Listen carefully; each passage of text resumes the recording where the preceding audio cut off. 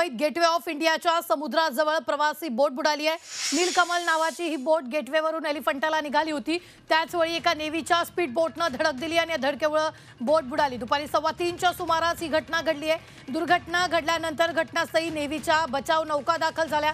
80 प्रवाशांना वाचवण्यात आल्याची माहिती हाती लागली आहे, पण दुर्घटनाग्रस्त बोटीतील 5 जण बेपत्ता असल्याची माहिती आहे आणि या 5 जणांचा शोध सध्या सुरू आहे। दुर्घटनेत एकाचा मृत्यू झाल्याची देखील माहिती मिळते।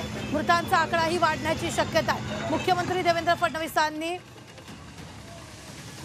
यावेळी माहिती दिली। आत्ताच्या क्षणाची ही सगळ्यात मोठी बातमी आपण पाहतोय। गेटवेहून एलिफंटाकडे जाणारी ही बोट उलटली आणि त्यानंतर दुर्घटनेत एकाचा मृत्यू झालाय। 5 जण बेपत्ता असल्याची माहिती मिळते।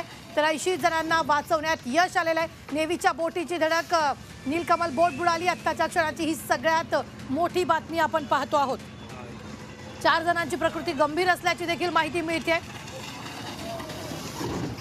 एका स्पीड बोटची धडक या बोटला लागली आणि ही बोट बुडालेली आहे। 80 प्रवाशांना बाहेर काढण्यात यश आलेलं आहे। तर ही तिन्ही दृश्य अत्यंत महत्त्वाची सध्या स्क्रीनवर पाहायला मिळत आहेत। एकीकडे ही स्पीड बोट आली आणि थेट नीलकमल बोटला धडकली।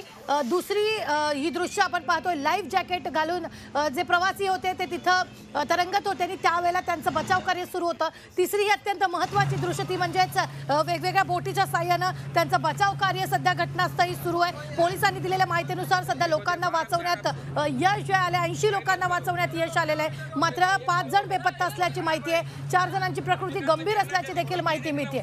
ही सगळ्यात मोठी बातमी आपण आत्ताच्या क्षणाची पाहतोय। आपण पाहतोय यावेळी अनेक बोटींच्या माध्यमातून बचाव कार्य सुरू आहे आणि नीलकमल नावाची फेरी बोट उरण कारंजा इथं बुडाली आहे। घटनेची माहिती मिळतात JNPT, coast guard, yellow gate police ठाण्याच्या 3 आणि स्थानिक मच्छीमार बोटीच्या सहाय्याने मदत बचाव कार्य त्या ठिकाणी सुरू करण्यात आलं आणि बचाव कार्य सुरू केल्याबरोबर 80 प्रवाशांना बाहेर काढण्यात यश आलेलं आहे।